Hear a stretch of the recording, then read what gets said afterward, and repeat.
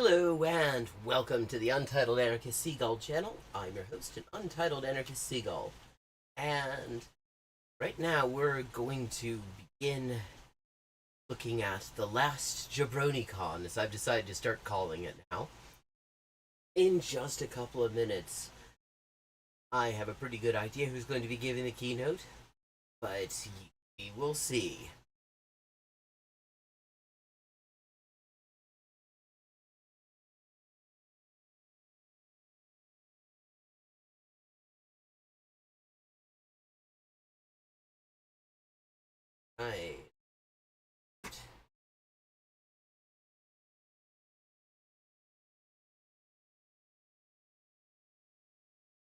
I have lots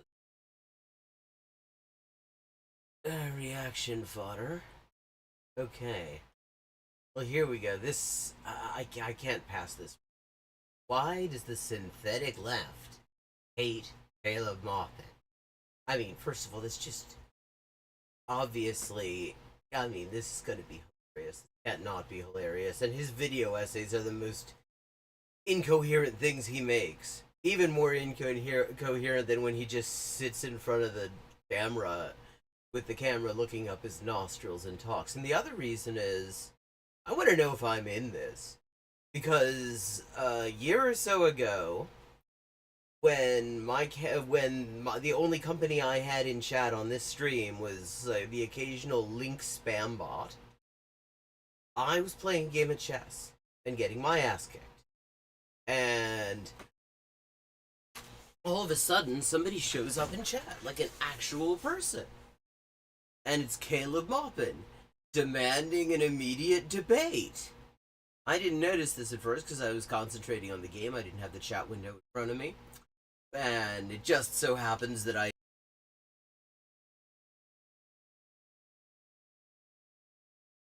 just, banned him immediately because I don't have time for that bullshit. My camera doesn't have time for my bullshit, apparently.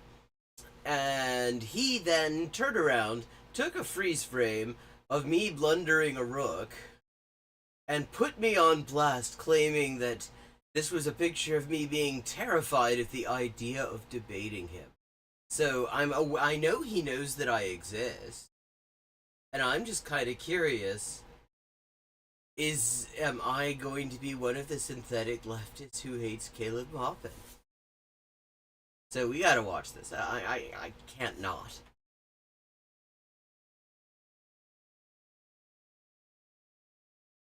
Anti-war.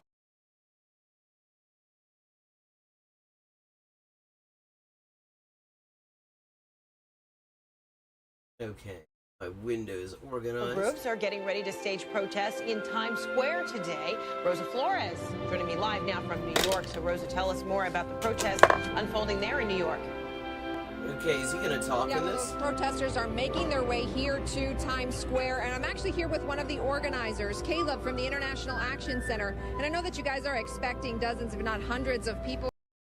Yeah, I don't think that so the idea is that the synthetic left hates him because he organized a protest nobody remembers against U.S. intervention in Syria.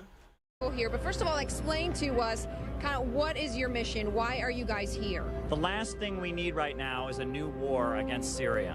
Right now they're cutting food stamps, hospitals are closing, schools are being shut down. I'll tell you this, and I don't tell this to you as an American. Eu vou contar uma coisa para vocês e não enquanto americano. I tell you this as somebody looking at the world economy. Okay, this is a horrible image of him. So he's not telling it, okay, we got that. He's telling us this as someone who's looking at the world economy. Mas como alguém que observa a economia mundial, Looking at what these oil bankers have done to the world. E observa o que os banqueiros do petróleo fizeram com o mundo.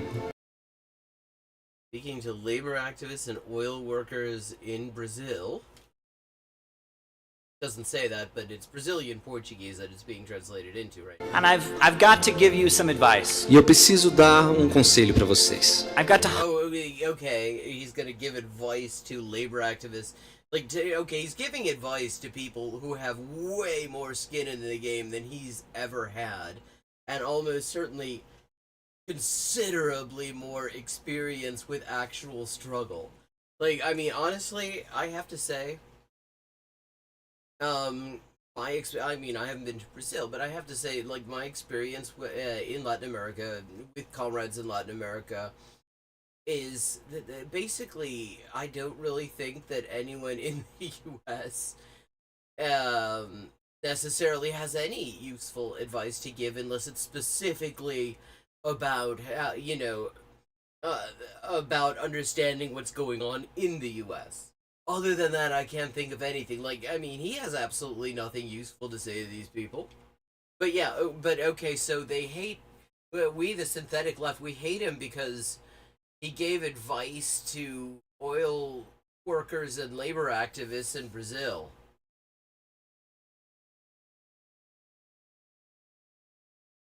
Oh, it does say Brazil, and my camera feed window is just covering it up.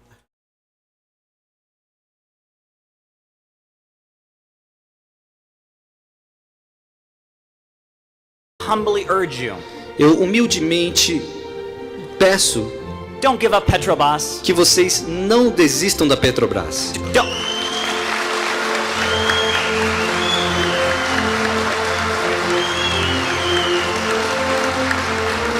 Because, of course, if there's anyone who needs to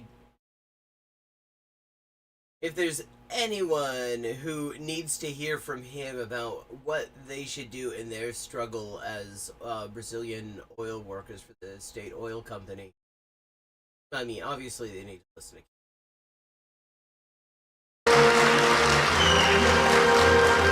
Don't let Rockefeller, Carnegie, DuPont, and Rothschild come into Brazil. Não de... Yeah, he's got to. Of course, he has to put. First, like, I love the idea that they're not that like U.S. billionaires aren't already in Brazil. Like, they've been there for fucking centuries. Second of all, oh, just very cute. Just throwing all shit in there. Oh, now he's going on. Jimmy Dore, who is just becoming more and more openly reactionary as time goes by.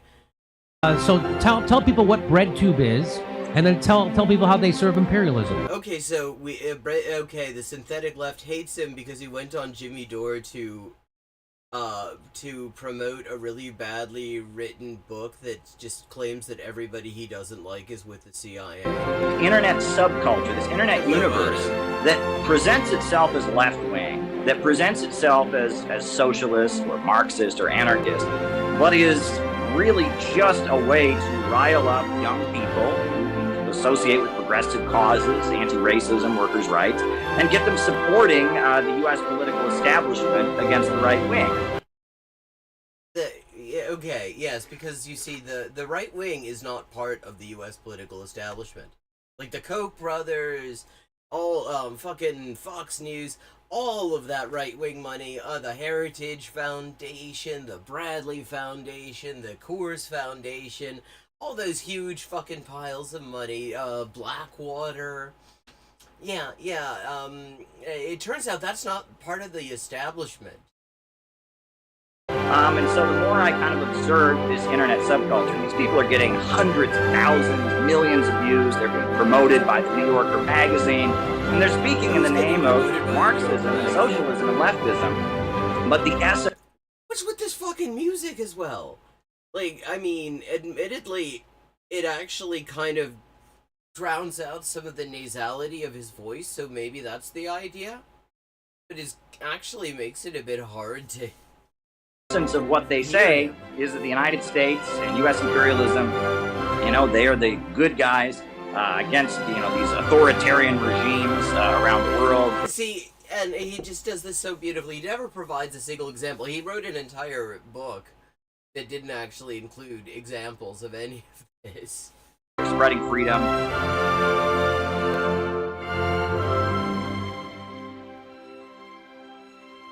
Oh my... Wait, this isn't even chronological. Okay, a second ago it was 2016, and then it was, I think, 2020. I didn't see when he went on Jimmy Dore, but it was after 2016, certainly. Oh, and of course, the synthetic left hates him because he filmed some young black women getting beaten up at a protest, and has been bragging about it for 13 fucking years, as if this wasn't a thing that lots of people had done. Yeah, so there's this one thing the synthetic left hates. It's when somebody exposes police brutality in Cleveland. He just, fucking hell, he has a fucking clipping collection of just any time anyone's ever mentioned him. The 22-year-old is chatty and affable, a skinny, pale kid with a burning bush of unruly red hair. When it comes to like, okay, this is what matters to him about the exposing of the police brutality. That he got this write-up that honestly is condescending as fuck. He's obviously done his homework, facts, dates, obscure legislation, and snippets of protest songs. It didn't show that, but it says that, which suggests that, like, he doesn't know any protest songs, he just knows of it. We shall... What was the next bit? Yeah, I know. It does make it quite hard to hear it.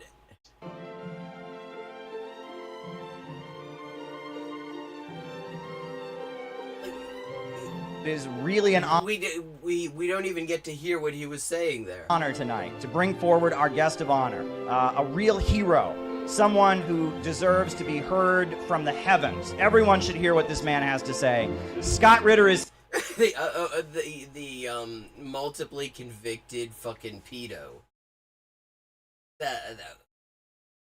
Okay. Yeah, I mean, I would say a lot of the synthetic left probably would have a bone to pick over that. Because the fact that he actually did, back in 2003, point out what was really obvious to most of the world and about half of the US, that Iraq didn't have any kind of weapons of mass destruction. Yeah, that's true. But then there's also the whole child porn thing that he got repeatedly convicted for, which is, you know, a lot of people might indeed have a bit of an issue with that. Here. Scott Ritter is here. We are proud that Scott Ritter is here. This is a hero. This is a hero right here. Like, what the fuck? Other than just going on television and pointing something out that... It's worth noting, weapons inspectors that had actually been on the ground in Iraq at the time were also saying to every media outlet that could hear them. I mean, I remember a really long and detailed interview with German weapons inspectors in Der Spiegel at the time, where where one of these inspectors was saying, this is just... what the U.S. is doing at the UN is just really crude propaganda, and pointing out and just giving a point-by-point refutation. There's nothing particularly heroic about what fucking Scott Ritter did. There are plenty of other weapons inspectors who did the exact same thing. But the interesting thing about them also, yeah, none of them got convicted for child pornography. We love you, Scott. We love you. Go ahead and give us some words. Like, is he just doing? He's just doing like one CV video after another. Very much. People in the United States are suffering. Our water's not being purified. Our railroads are falling apart. Our power grids are falling apart. Look, I mean, he's such an influential speaker here. Nobody gives a shit. Nobody's stopping to listen.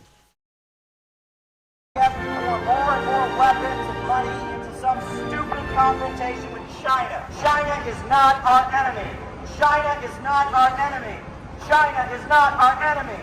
China is not our enemy. Is China not our enemy? Get out of our country. Stop trying to sell war in our country. Stop trying to sell war in our country. We don't want a new war with China. We love America and we don't want a new war with China. China is not our enemy. Like, Okay, now we're back to 2010 again. Yeah, I mean, I said it at the very beginning, and I'll say it again.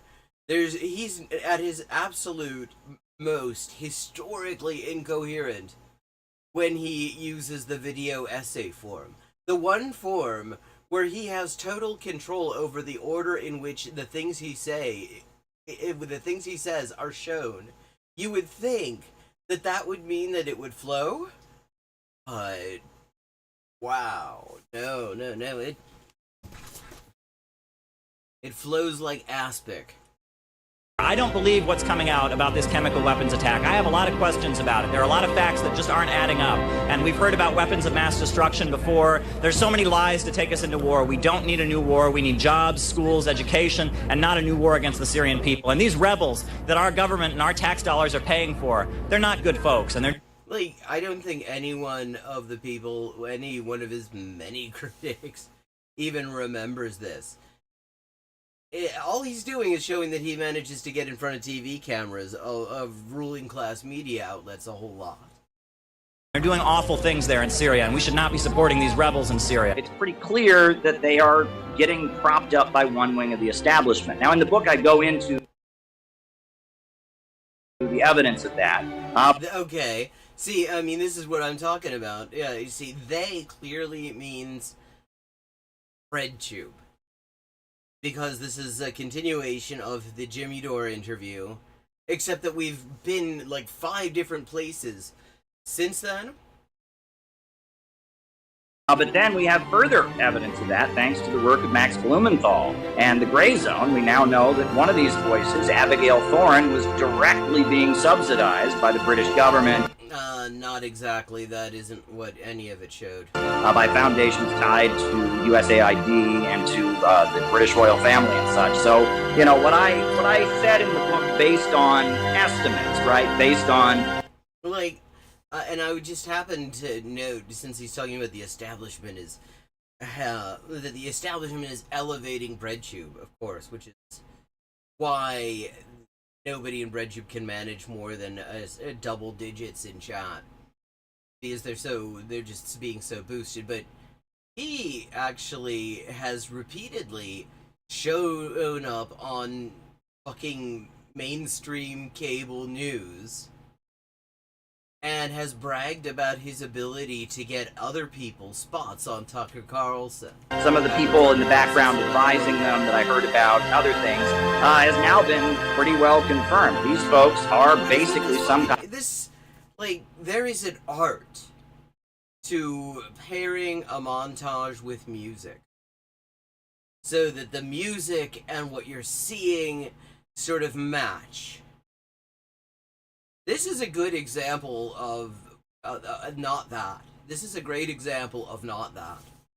Kind of psyop to get young people that have socialistic or anti-imperialist instincts and get them to serve the empire. So you're saying there's evidence to back this up. And not providing any of it. Secret evidence. That there are YouTubers in the political lefty space. And a lot of fuck off with the word lefty. You're saying a lot, not just, but a lot of them, and they're called BreadTube. And you're saying that those people are somehow being co-opted by the intelligence communities to push an agenda? Even Jimmy Dore is feeling that this is a little bit far-fetched. Sure. I mean, I received quite a bit of information about... Sure. Yeah, I mean, that's a man who's very confident in what he's saying. Who is advising them. There's an individual who's tied to military psychiatrists who appeared on CNN. You mean, so if somebody appears on CNN, you know, a mainstream news outlet, you'd consider that dodgy. Is that what you're saying, Caleb? The guy who boasted about being able to get people on Tucker Carlson. For mass deprogramming of the country after January 6th. I mean, I think Jimmy actually is. He's buying it. He's going to buy it anyway. I've seen the continuation of this, but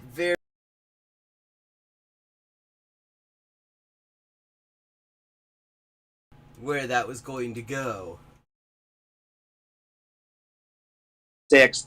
And there are other things that point to some kind of covert support, the mainstream media highlighting some of these people and celebrating them. And then their foreign policy stances could come directly from CNN. And then we have that great report that was done by the Gray Zone. And FBI, Fred Hampton in his bed was being gunned down.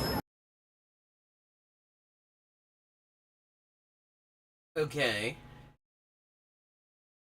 What the fuck is this? Well, in the DPRK, they welcomed a delegation. Fred Hampton was being gunned down in his bed in the DPRK? From the Black Panther Party and said, "We love the Black Panthers. They're fighting for national liberation. They love." And it's worth noting that Black Panthers themselves were a little bit more ambivalent about what they saw in the DPRK. I mean, they were at the very least bemused. They found it a little bit awkward, to say the least, that you couldn't. I mean, one of them joked about how you ask somebody how they're doing, and they would say something like, "Thanks to the glorious leadership of Kim Il Sung, I'm doing fine, and thank you, and you." And yeah, so. Loved the Black Panther Party while this government murdered the Black Panthers.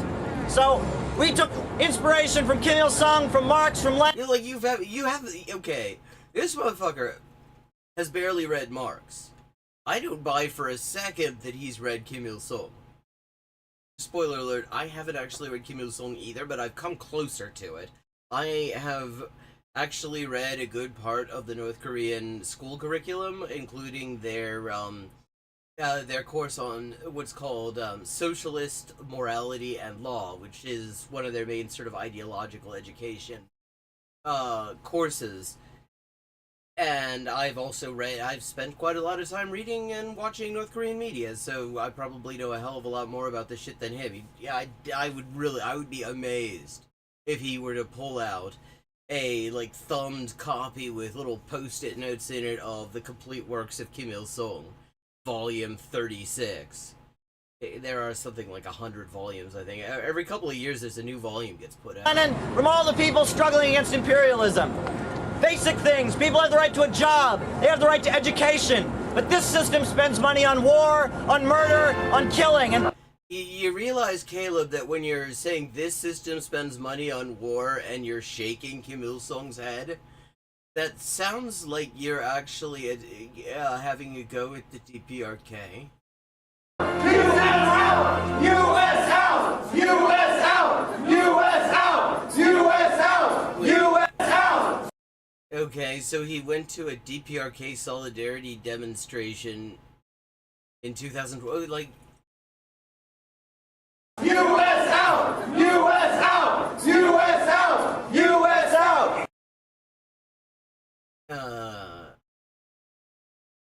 This film is lying war propaganda, hands off People's Korea.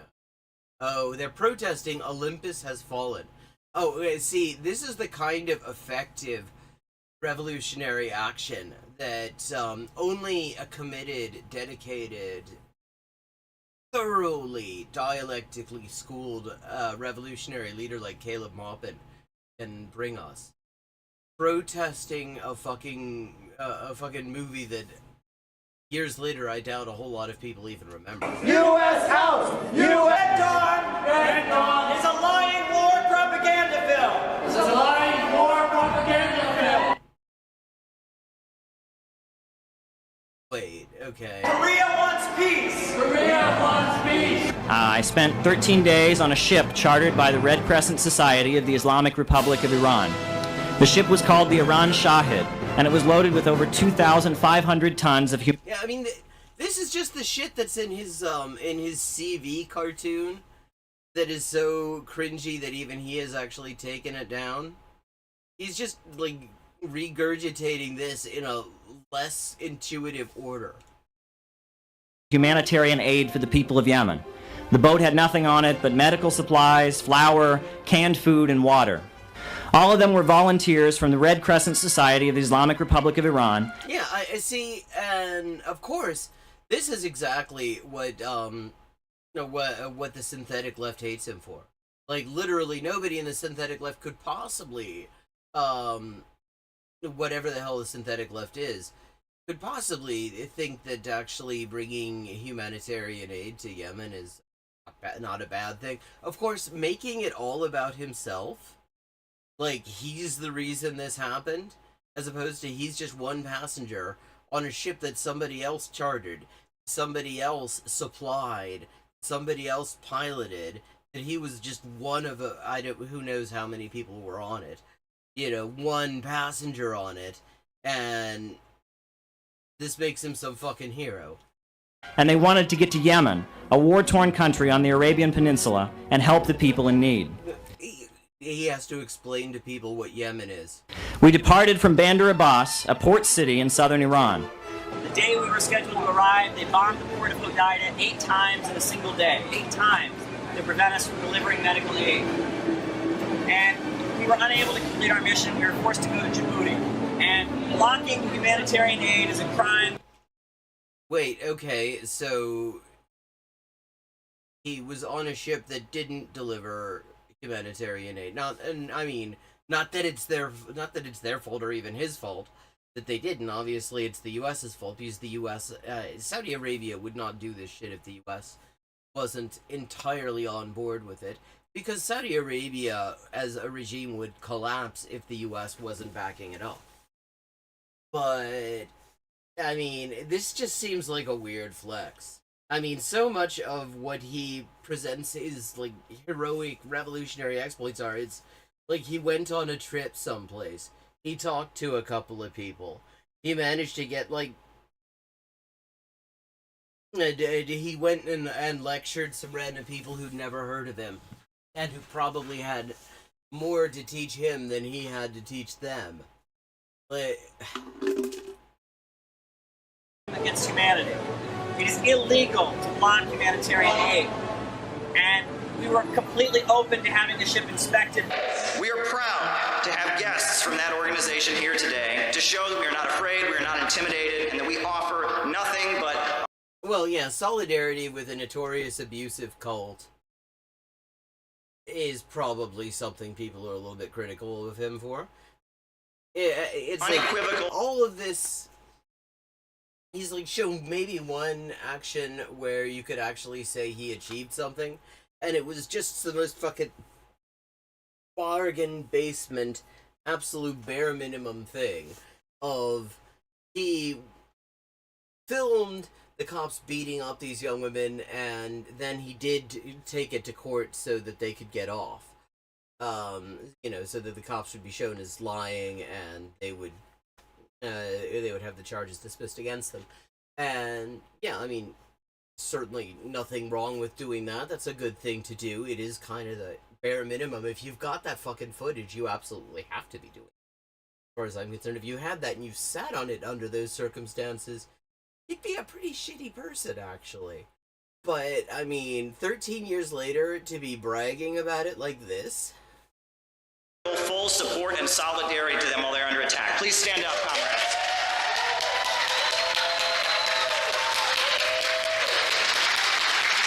Come on the stage, please. Fist up! Fist up! Fist up! Fist up! Fist up! Though Martin Luther King Jr. was shot down and killed for his brave, dedicated work, after his death, he has been reduced to a harmless, patriotic icon. School children throughout the United States are now taught that MLK is... Oh, the New Horizon conference, where a whole bunch of Holocaust deniers showed up. Proof that the United States is, quote, the greatest nation in the world. I say you're not a revolutionary unless you recognize that black people constitute a nation, and that as a nation they have the right to self-determination, to choose separation or integration for themselves. But the United States is far bigger than that. In the heartland of the United... Like, what exactly does this achieve? So he's talking to a bunch of people, most of whom are politicians, most of whom don't really actually give two shits about what he has to say because they've already got objectives. This is just all he's doing is, providing some sort of international cover for it.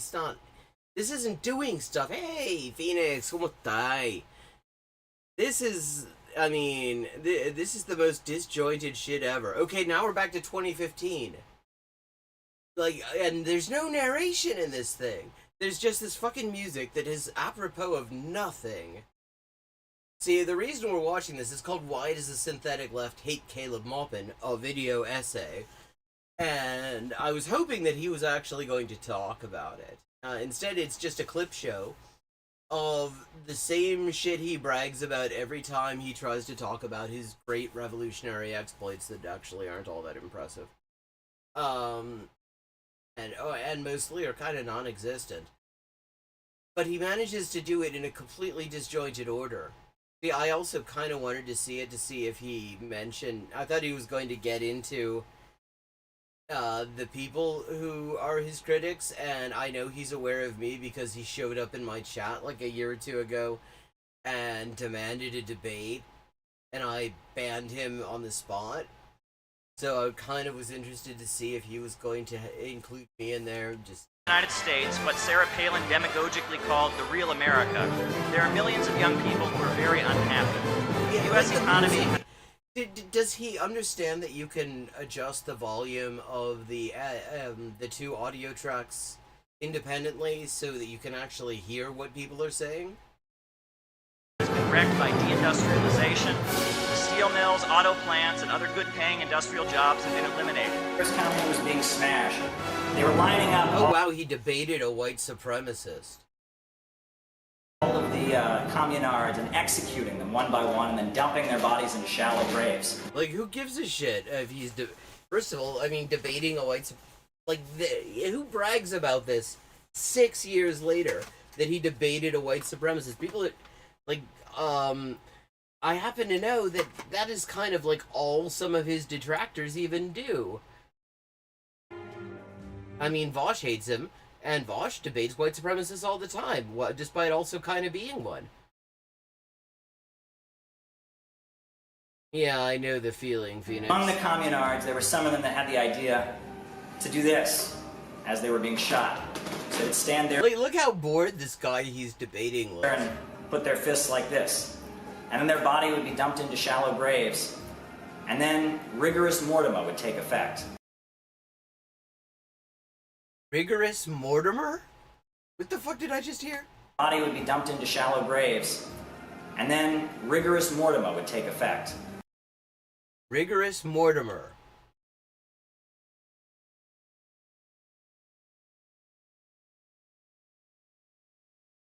He doesn't know what rigor mortis is. And those who had shot them looked on in horror as the fists came up out of the ground. That's what the fist stands for. That's the origin of that salute. I say now is the time not to fight. Well, okay. So, this isn't so much a debate as he's just lecturing about the Paris Commune. To make America great again. Now is the time to fight for American rebirth. Wow, he's really sticking it to this white supremacist here by just using a white supremacist slogan unironically. American rebirth! American rebirth! American rebirth! American... How is this a debate? American rebirth! Like, how is this slogan anything that a fucking white supremacist would have the slightest difficulty with? I mean... The Nazis in Germany love to talk about national rebirth. Fascists love that shit. Like, how's that? Was with us in the fight against the Nazis in World War II at the moments when America shows its true colors and is standing up for justice and truth. I know what you mean. I mean, that's what I just said. When everything went down with that fucking bullshit submersible, and it turned out people were paying $250 grand to get the ticket to die on that thing.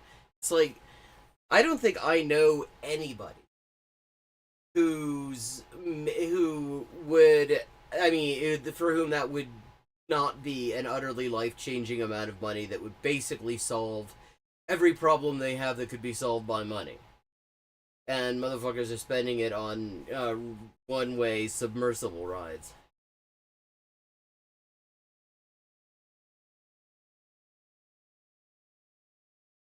You'll notice that we're standing with Russia. We need a program that says equal rights for immigrant workers. Oh, this is that speech.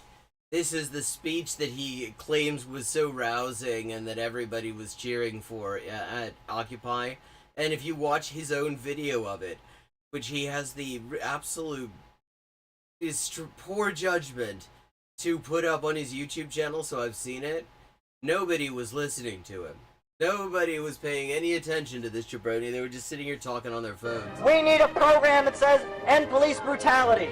We need a program that says stop the cuts in food stamps. Yeah, totally. The synthetic left hates him because he was at Occupy Wall Street. Relapsed? We need a program that says hands off our schools and universities. We need a program that includes health care for all, jobs for all.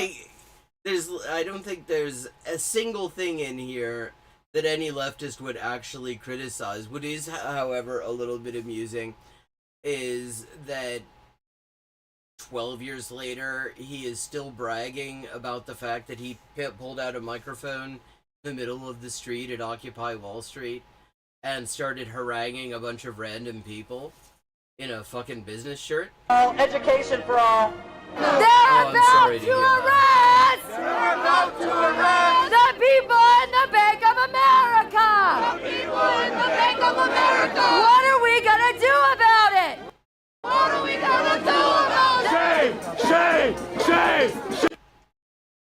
Yeah, like, everybody, so he's just hammering it home here that, like, literally everybody else who spoke that day, in that place, got more resonance than his fucking stuff. Shame! Shame! Shame! Shame! Shame! Shame! Shame!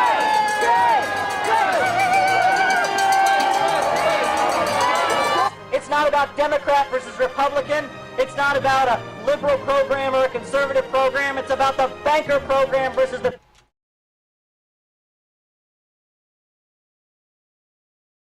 Nothing to be sorry for. You're having a bad time, and well, I mean, it's kind of a shitty time in general. A lot of ways.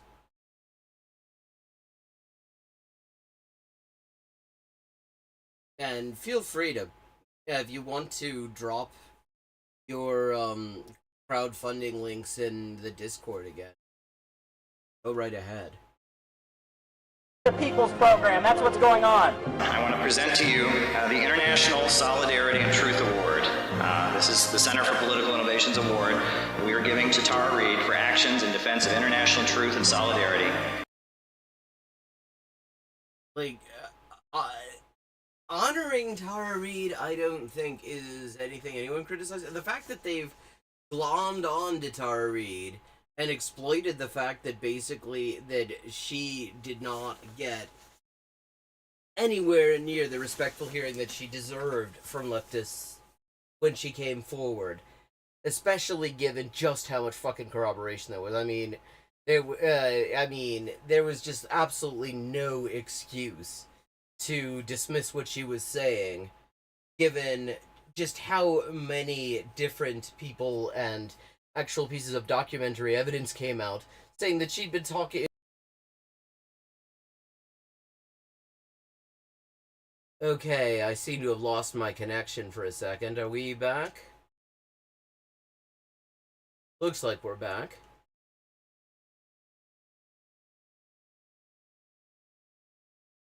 In the pursuit of peace and justice. This is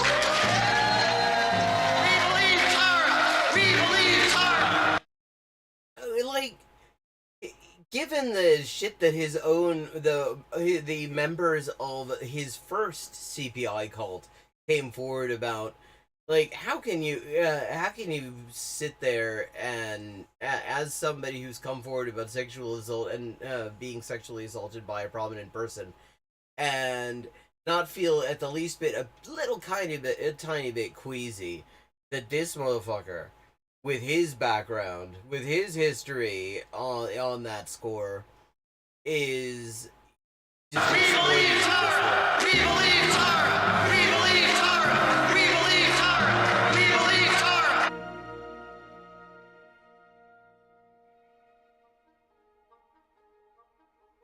yeah, well, I see the synthetic left hates him because of jumping jacks.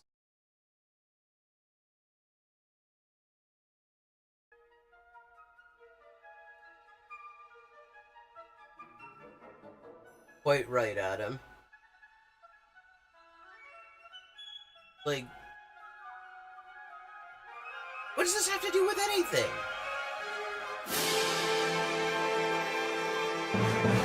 I mean, is this just...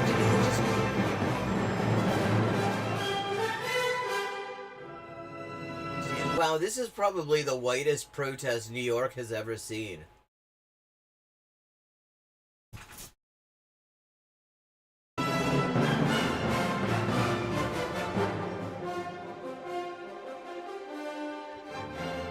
Russia is not our enemy. Russia is not our enemy. Oh god, yeah, that's right. He claims that their like tiny ass protest is what Maduro is talking about here. There was a huge protest that was nothing to do with CPI that day. Absolutely nothing to do with fucking CPI. And he's claiming that this was about him. Marcha, la primera movilización en Nueva York. Allá se movilizaron los movimientos sociales. Speaking on behalf of the Center for Political Innovation, I was sent here on behalf of Caleb Maupin. I wouldn't admit that, personally. I wouldn't... It must also be made on behalf of the board of directors, and this is that Caleb Maupin is our ideological leader. CPI... Yeah, this is... In CPI Mark II, he made a point of telling everybody that he no longer has any control over the finances, but the bylaws specifically say he is the ideological leader. So basically everything he says is right anyway, so I don't... Is a result of Caleb Maupin's vision for building an organization, and we recognize his unique... I have to say, Phoenix, I wouldn't mind that either. ...approach to building 21st century socialism. Last year, in a particularly cold winter, we saw the power grid here in Texas collapse, leaving all kinds of working families out. That is like the fucking evil mirror universe Abraham Lincoln head here. In the cold. We love America, but Wall Street does not love America. China, peace with Russia, peace with China. This is the same protest he already showed. Peace with Russia! Peace with China! I mean, he's just totally dressed for a normal protest there in his fucking, like, ill-fitting suit. Russia! Peace with China! Peace with Russia! Peace with China! Peace with Russia! Peace with China!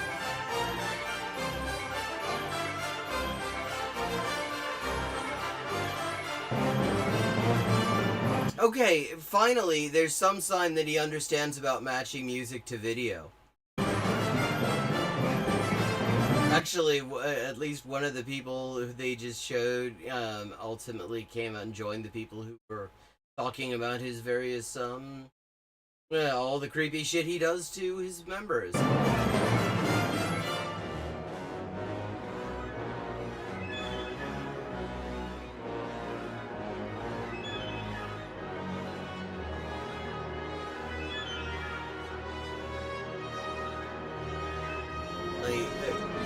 Is this the whole thing? Like, okay. So it's just these random ass clips. I mean, I don't think anyone specifically hates him because of this creepy bullshit. I think that this is the sort of, this is why the synthetic left is bemused at Caleb Maupin.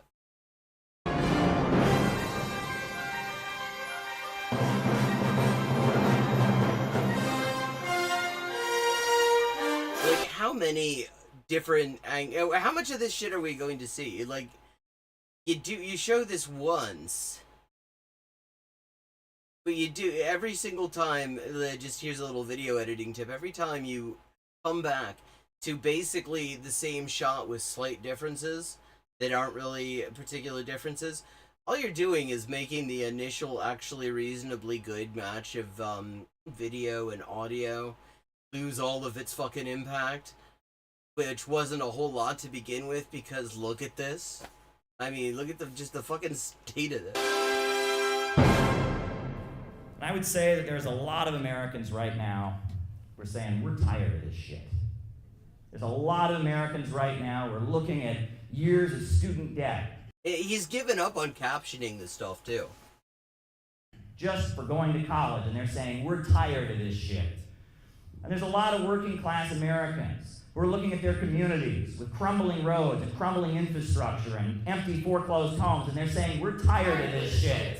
There's a lot of Americans who are looking at this prison-for-profit system and this opioid epidemic created by doctors being pushed to overprescribe dangerous medications. They're saying, we're tired of this shit. Like, they're seeing their relatives come home from wars overseas, scarred with trauma for the rest of their life. They're saying, we're tired of this shit. And then, when they hear our politicians come forward, and instead of offering us real solutions, offering us more of their political pornography, their political pornography? Okay, I've seen a fair bit of this ridiculous, meeting, which included Peter Coffin mentioning Caleb Maupin in the same sentence as Louis C.K. and Harvey Weinstein before the allegations came out. But somehow I missed the what the hell political pornography? They're saying, we are tired of this shit. We're tired of it. Are we not tired of it? Are you tired of it? I'm guessing you might be tired of it. New York City was an interesting place to adjust to, but I got a good word of advice. A good word of... Oh, this is his attempt at a joke. See, this is a particularly interesting choice, because just recently he did a thing about how memes about people dying aren't funny, because some of the fascists that he's trying to cozy up to pointed out that they think that people like him should be dropped from helicopters. But here we're gonna see how he doesn't think it's funny that people die. Word of advice from somebody who'd lived in New York City a long time, and they said, you know, if you ever go to New York City, be really, really, really careful, especially if you go down by Wall Street. Be really, really careful if you're walking down by Wall Street. You know, look over your head, be careful where you step, because those motherfuckers are going to be jumping any day now. Thanks, folks.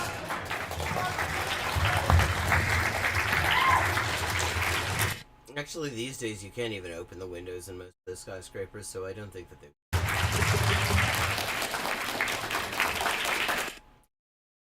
Okay. That was a singularly unedifying spectacle. I was really rather hoping that, you know, we'd get to... he would actually be talking on this thing rather than just... Like, I need to just understand that when he says video essay, he doesn't mean a polished product where you have clips edited in and you have narration and there's a structure to it, you know, like normal people. What he means is just a random ass clip show. Yes, this is apparently supposed to make him look good. Sorry, hiccups. Make him look good and make his critics look bad. But we're gonna move over to Xander Hole. Haven't seen him in a bit.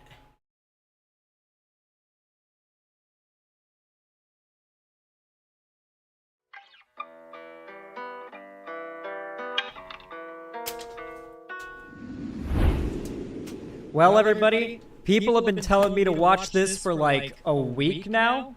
Like a little over a week, people have been telling me to watch this video. Apparently, Keffel's debated someone named Yankee Tanky.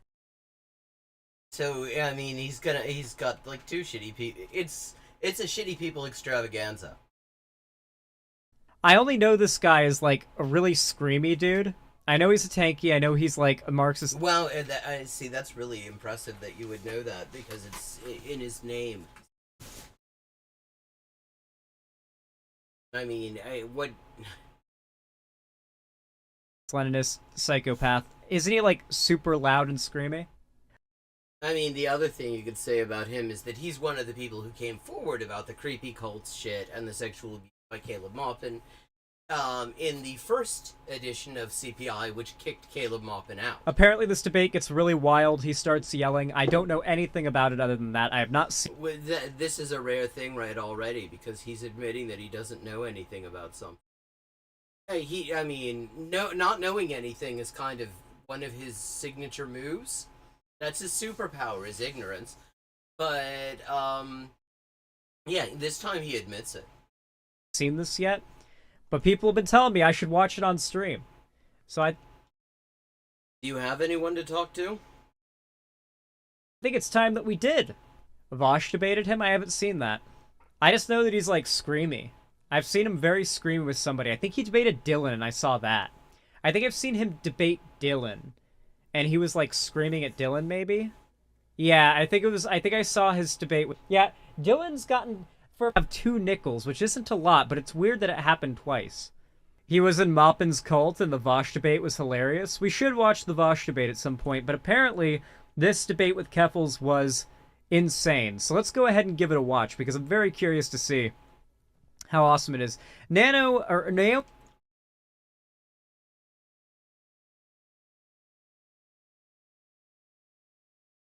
Let me just say this. If you need somebody to talk to and you haven't got anyone handy, I am a terrible correspondent, and I really am bad at noticing my direct messages on Discord. But you've got me on Twitter. And so feel free to send me a message. Just send me a DM. And if I'm there, I will be there. Naomi Chance, thank you for the $2 donation. I appreciate that. Thanks for the super chat. Much love from the LGBT CIA. Real and true and not false. Warning. This video contains heavy use of transphobic and homophobic slurs. Wow, so it's like a Xanderhole video then. Because, Xanderhole, you'll remember, had this idea in one of his videos that if you think that the kind of guys who are into the likes of Andrew Tate and the manosphere are entitled assholes, that makes you a TERF. And the reason that makes you a TERF is because, according to him, what distinguishes TERFs, it isn't that they hate trans women specifically, but that they hate men. Which is just his very cute little way of just calling trans women men. What powers do I have? Seriously, you got nothing to be sorry for. This is just an absolutely rough fucking time for, I think, most people. It is an absolutely just horrifying time to be living through in a lot of ways. I don't think there's anything... I don't think you have anything to be sorry about for reaching out and trying to make contact with people and have somebody to talk to about that. That's all we've got. All we've got in this sort of situation is ourselves and each other. That's literally it. So... you need somebody to talk to. I think it's good that you're able to actually come out and say that, because a lot of people have trouble even doing that. And that, actually being able to come out and say that is an important skill. It's an important survival skill that is really underrated. And so you have nothing to apologize for. I bring up Dylan debating Yankee Tanky, and all of a sudden we hear Dylan's voice. I swear this is not a pre-watch, guys. I just have abilities that I don't fully understand yet. I don't understand what abilities he's supposed to have either. I guess. Any sign that he has any. Tropes, dead naming, and other various forms of bigotry that may be unsettling for some audiences. Viewer discretion is advised. Give me your fucking cock!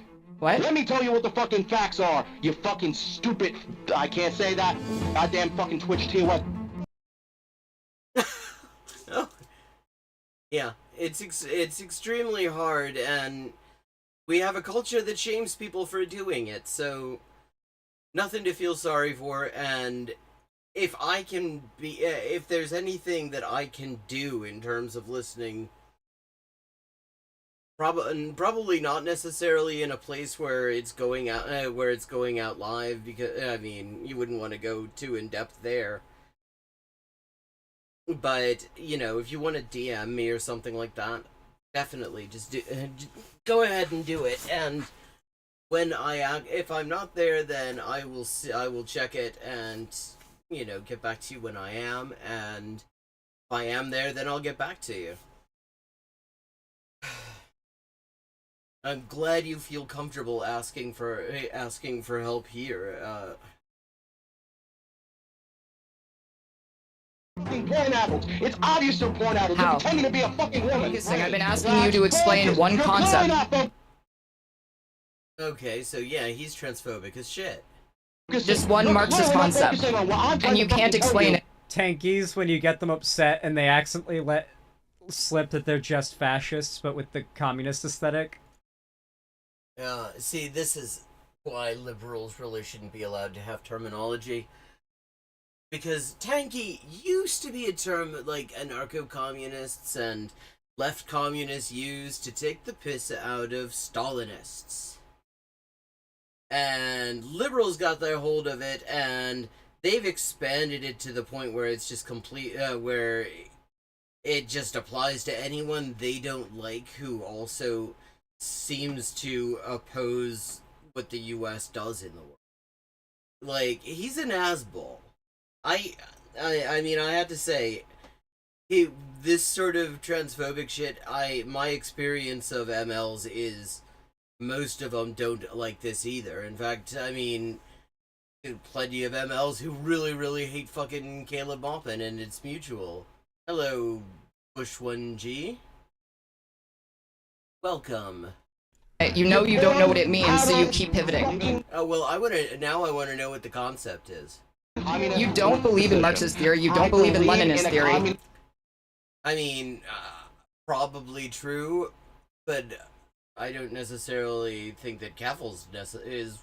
You've shit on Mao, you've shit on Xi Jinping. I have met people who have died, people who have dead family members, who fought in actual revolutions, and you are pitiful. Well, I mean, wow, that's a great freeze frame of him right there. You know nothing about what you're talking about, and you're a fucking LARPer. The people that I know who have put their life on the lines in the name of revolution would think that you're a fucking pathetic loser. Shut the fuck up, porn idol. How? Now, explain. Shut the fuck. Wow, this is really an edifying debate. The fucking true. Can you? Wow, that's some Nazi shit right there. That is some Kiwi Farms Nazi shit. Yeah, wow, Yankee Tanky is really telling us everything we need to know why it wouldn't necessarily be a terrible thing if he got kicked in the nuts every once in a while. Explain to me why you can't have a conversation about Chinese politics without devolving into transgender slurs. Because he doesn't know anything. Shutting the fuck up. Like, I mean, and here's the thing, what's the point of platforming this prick at this point? You've established, I mean, his credibility to anyone who actually gives a shit about the things he claims to care about, apart from transphobia, which he not just claims to care about, he clearly is just passionate about it. Like, what's the point of giving him this platform at this point? He's completely discredited himself already. There's really no need for it. You have the clip.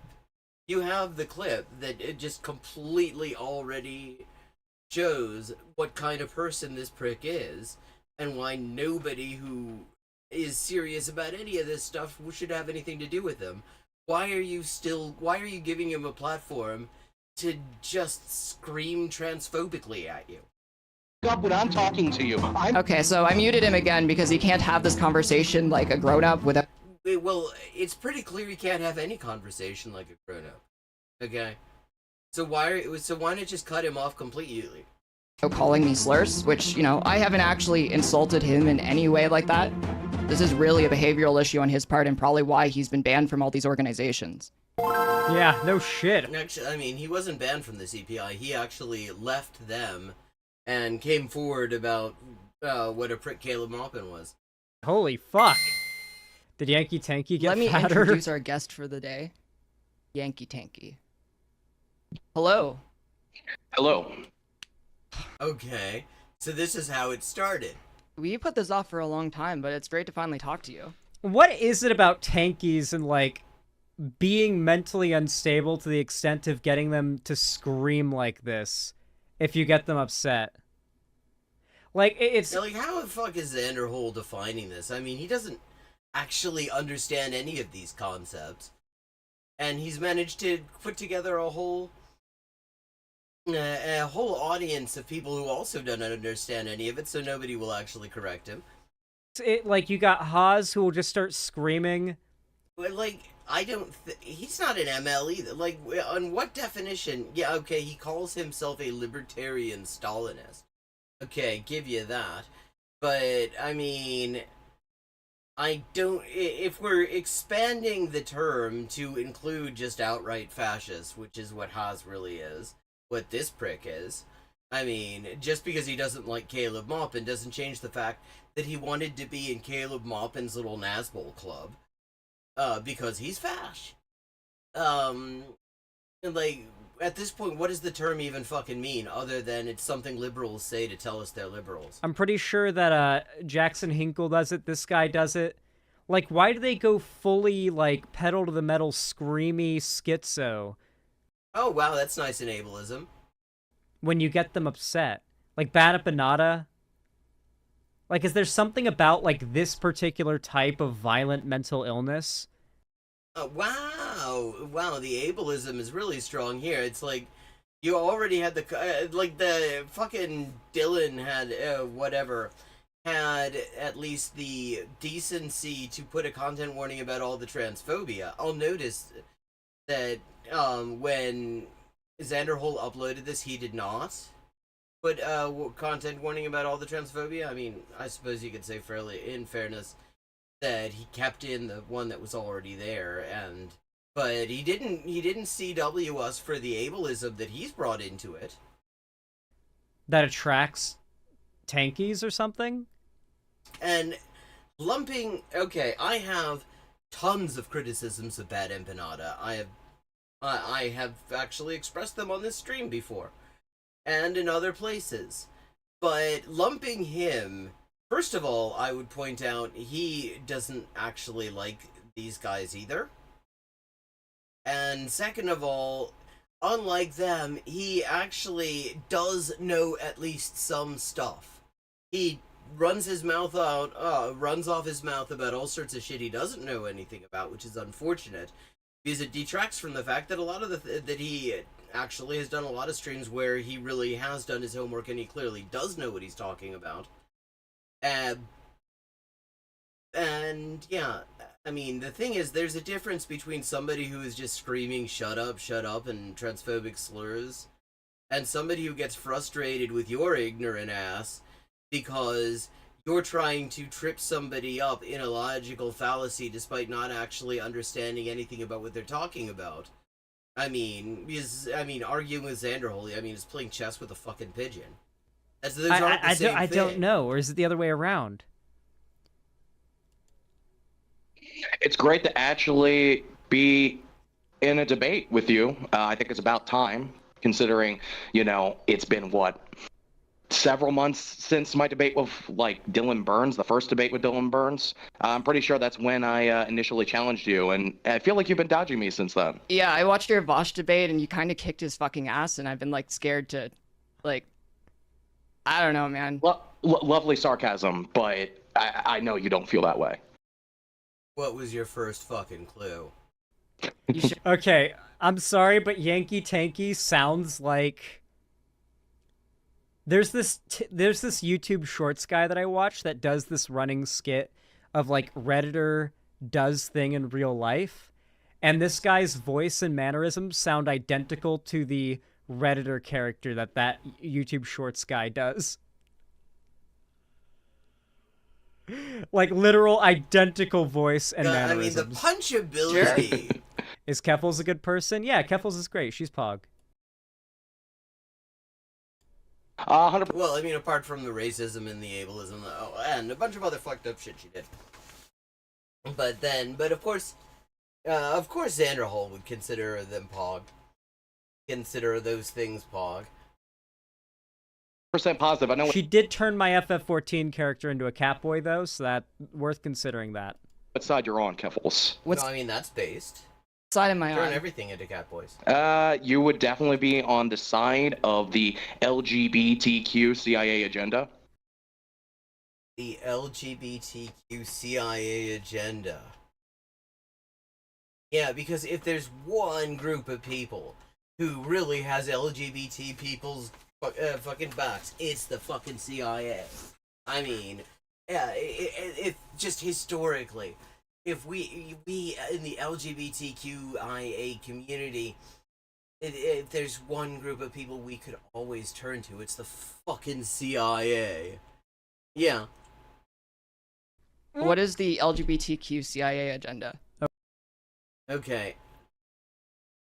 And I have to say, I have not paid a whole lot of... I've gotten the impression that there were a lot of criticisms of Keffels, of some dodgy shit, and something to do with ableism and some racist shit, but I really have not paid a whole lot of attention because there's just so many shitty streamers out there that it's kind of hard to keep track. What? Okay, am I remembering it right? Okay. Well, it's just part of the many sections of a Malthusian plot to decrease the population. Well, okay, so what is the fucking agenda?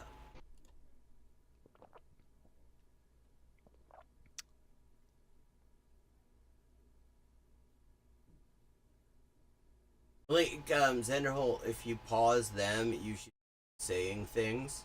If you're not going to say things, you don't need to pause them. It just feels like we've lost the connection.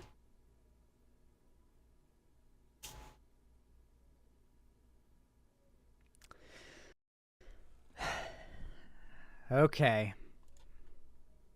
That's true. It is true.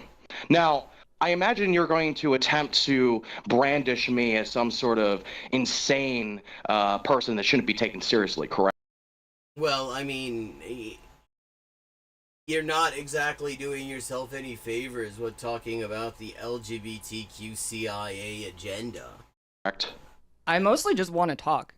I figured that's like the best way to get down. Yeah, because, I mean, anyone who knows anything about this prick knows you don't need to actually ensnare him in rhetorical traps. He will do all of the heavy lifting on that front by himself.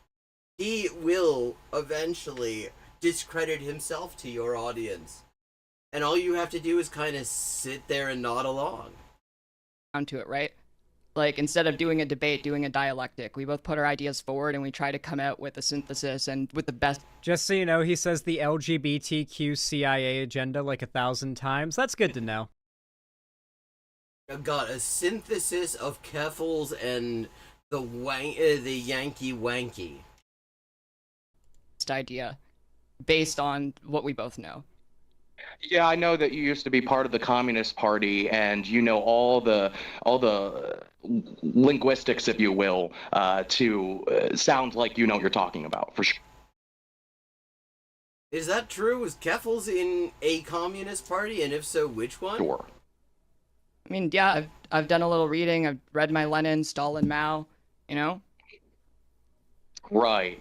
You've read some, but do you truly understand it if you have already rejected Marxist-Leninist principles? Well, doubtful. Why don't you ask me a question then? Yeah, because see, fucking this dude is clearly the representative of the mainstream views, the mainstream Marxist-Leninist views. Like, I am not. That's just what's fucked up about these Nazgul dickheads.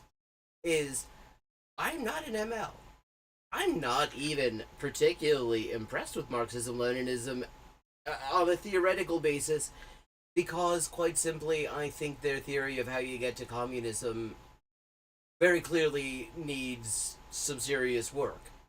because it isn't fucking working. They're taking over the state and then hoping that that's somehow going to get you to communism. It hasn't happened yet. There have been quite a few attempts. And like the best that you can say is that some of them started way closer to communism than they ended up. So yeah, no, not a fan. But I do find myself in the extremely awkward position of having to defend that, which at the very least has a little bit more principle to it and is somewhat more I can at least get with some MLs. There are a number that I really can't, but they're people. They're decent people within that tendency. They're decent people within pretty much every tendency. But this motherfucker's just an asshole. There's no decent Nazbuls out. I'll see. This guy's where just we got both the stand on Redditor something. gene, I think. Okay. How do you feel about China? How do I feel about China? Okay, this guy, I need to show you the Redditor, I need to show you what I'm referencing so you guys can see exactly what I'm talking about, and I need to play that clip again. Okay, thanks for the autoplay, YouTube. Average Redditor goes to dry cleaning, okay? I need you to let this person's voice and mannerisms for this skit burn into your mind, okay? Hi, sir. What a very beautiful and unique coat. Would you like us to clean that for you today? No, I was actually planning on stripping naked and having you wash the clothes I'm already wearing. Huh, yeah, we certainly wouldn't want that. So we want this dry cleaned today? Dry cleaned? Yeah, because it's a nice coat. I didn't think you would want it laundered. I don't want either option. I would like that coat to be washed properly with the chemical tetrachloroethylene. Right, yeah, that's dry cleaning. How could that be dry cleaning when tetrachloroethylene is a liquid? Last time I checked, liquids... This guy reminds me of that Hey Vern guy from the milk adverts in the 1980s. This is... fucking Caleb Maupin. Xander Hole thinks that Yankee Wanky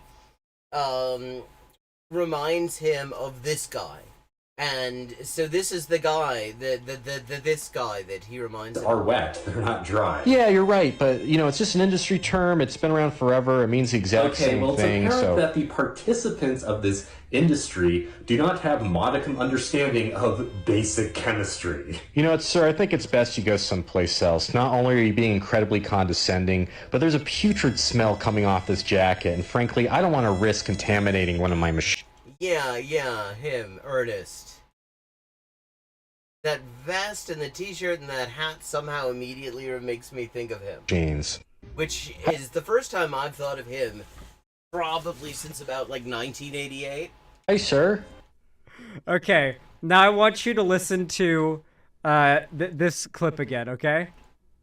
This is a horrible I've done a little angle reading. that I've read my Lenin, Stalin, Mao. Yes, he did. He went to camp and saved Christmas.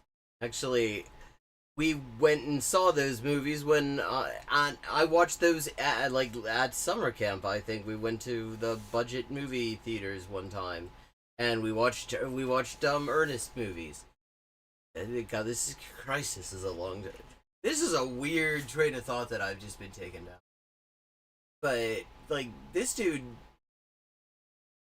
It looks, the way this angle, this is 90% of men's profiles on dating websites. This is that angle where it actually where they just sort of look like fucking ogres. Actually the head is just plopped onto their thorax. No neck in between. Oh, Right. You've read some, but do you truly understand it if you have already rejected Marxist-Leninist principles? Well, doubtful. Why don't you ask? Doubtful. This fucking guy.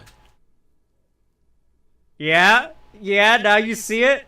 Now you know what I'm talking. Actually, and I will have to give this one to him. Yeah, I can see where he's going with that. It is true. It's very droll. Talking about. Yep. This guy's got Redditor brain deep.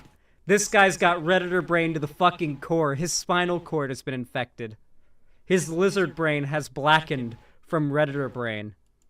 Ask me a question, then I'll see where we both stand on something. Okay. How do you feel about China? How do I feel about? He has like 1960s voiceover announcer accent. China. You'll never be able to unhear it now. I feel that China went through a period of capitalist restoration after the Cultural Revolution. Mao himself said that China was going down a capitalist path, and he tried to launch the Cultural Revolution in order to keep China on a path of socialist construction.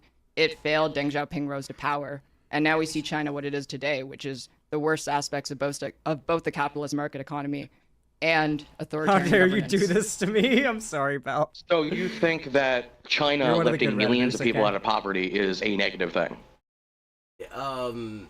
That's literally not what she just said. I mean, this line first. I mean, and again, and I would note, my experience. In my experience, you don't find a whole lot of specifically MLs who stand China. China is one that a lot of MLs are actually kind of happy not to defend, because it's really difficult to seriously pretend to be any kind of communist and then claim that what China's doing is that. And this is the line. It's like, well, and this is the line they always use. It's like, oh, well, you're saying this isn't communism and you don't agree with everything that they're doing. Oh, that means what you disagree with is them lifting people out of poverty. Well, yeah, obviously, what I disagree with is lifting people out of poverty. That's terrible. It couldn't possibly be the creating an entire capitalist class out of whole cloth, and generally...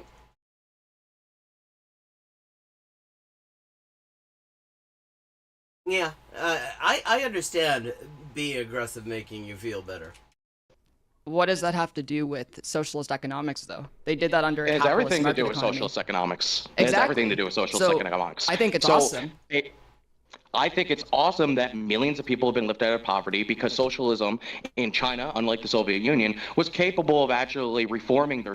Yeah, except the thing is, you can literally make the same argument with the Soviet Union, because if you look at the state of things pre-1917 in Russia and the surrounding countries that ultimately became the Soviet Union, and you look at the Soviet Union, and you look at the Soviet Union in 1989, and you compare that, then what you find is, in 1917, the Soviet Union was roughly on par with Brazil, essentially, in terms of the economic state of the place. And when you look at 1989, all of a sudden the Soviet Union is almost on par economically with Western Europe. Like, I mean, they did that too. That doesn't make what they did socialism. It doesn't change the fact that it's state capitalism. The materialist analysis of the mode of production that they use does not change from the fact that they actually managed to do in the economic sense, a relatively benign approach to capitalism, in the sense of actually bringing a bunch of people out of poverty. I mean, if you're going to make that, if that's going to be your definition of socialism, rather than who owns the means of production, what production is done for, etc., how production is done, then you really can't say that the Soviet Union that you can't stand China and shit on the Soviet Union. You can either defend them both on those terms, or you can criticize them both in the sense that neither of them actually were communism, neither of them were even moving in the direction of communism, and in fact what they were doing was state capitalism, and a lot of the victims of the worst repression were in fact communists. Well, yes, leaving cats is one of the hardest things one can ever do. System internally, instead of internally collapsing. Right, but they did. Well, that's to say they haven't currently. The fact that China, I mean, the Soviet Union didn't look like internally collapsing before it happened. In fact, if you look at what the CIA and MI6 and all of the Western intelligence services were advising their bosses in their respective national capitals about the state of the Soviet Union and the Soviet bloc as a whole, in 1988, 1989, they were saying they were expecting the Berlin Wall to be in place well into the 21st century. They completely got caught out LBW by the collapse of the Soviet Union and the Soviet bloc. And in fact, if you can go back and actually watch East German TV news from the literal eve of the fall of the Berlin Wall, and you look at it, and one of the things that really jumps out, and I always say that I think this is actually inspiring in a way, when we look at the way our own ruling class presents the stability of their regime, is that there's absolutely no sign in any of the state media that there's any reason to think that this isn't going to last forever. There's like a 2-minute thing criticizing East Germans who had taken refuge in the West German embassy in Prague, which was actually ended up being the big story that week, very much closely related to the fall of the Berlin Wall, but it barely gets a look in. You could easily be excused for thinking that that was not something to be paying attention to, and all the rest of it was just like, oh, well, okay, so the 5-year plan is proceeding apace. Oh, these people were given awards for meeting production targets or some shit like that. All just business as usual stuff. Literally 24 to 48 hours before the whole thing came crashing down. So saying that just because China is looking quite stable, just because the US is looking more or less stable, or Britain or whatever, although I have to say Britain has definitely seen more stable days, as has the US, that does not mean that it isn't going to come crashing down in a week. Often these things come very unexpectedly to anyone who is to people on the outside and to people at the top. Did that by capitalism. They didn't do that by socialism. They did it by socialism. They expanded production. No, they didn't. They have a state capitalist economy. That's which he's right about that, but I wouldn't like to hear. I'd love to hear him try to define why that's the case. Why there's the amount of millionaires in China. No. The fact that it's state capitalist does not. I mean, yes, the fact that it is a capitalist system is why there are millionaires and billionaires in China, but you can have a state capitalist system that doesn't have them.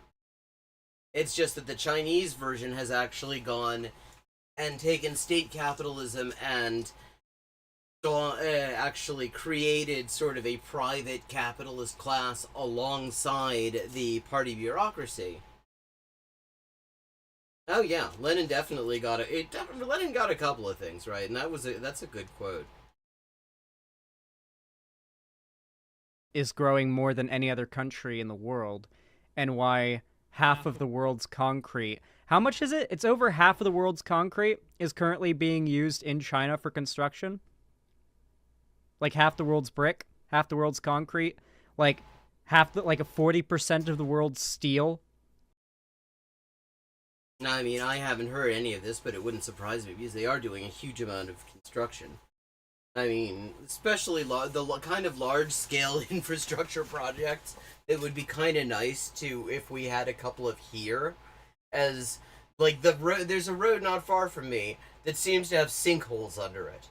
And every few weeks, when the dips become particularly damaging, that you could probably break an axle on them, they come over and they do a little resurfacing. Just put a couple more inches of tar over it, and that lasts for another couple of weeks.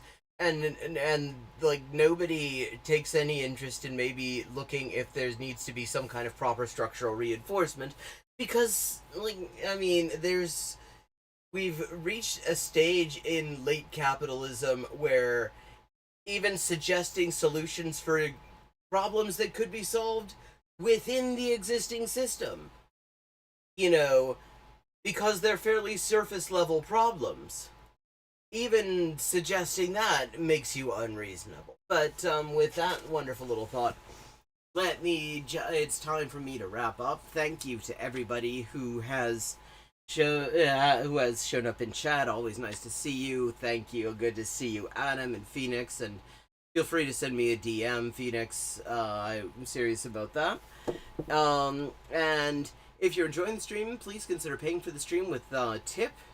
Which you can do at my the links on my Patreon, which you can get with the Patreon command, and that all goes towards supporting the Kollontai crowdfunded translation project, which is now I'm 81% of the way to fully funding Chapter 2, which is the second to last and second longest chapter. So your support there is very much welcome, and I'm going to be trying to knock out the draft translation it'll probably be a few weeks to really get it finished, because it is a long chapter and very research intensive. But I will be back tomorrow at 11:30 p.m. U.S. Eastern Time, and I hope to see you all then.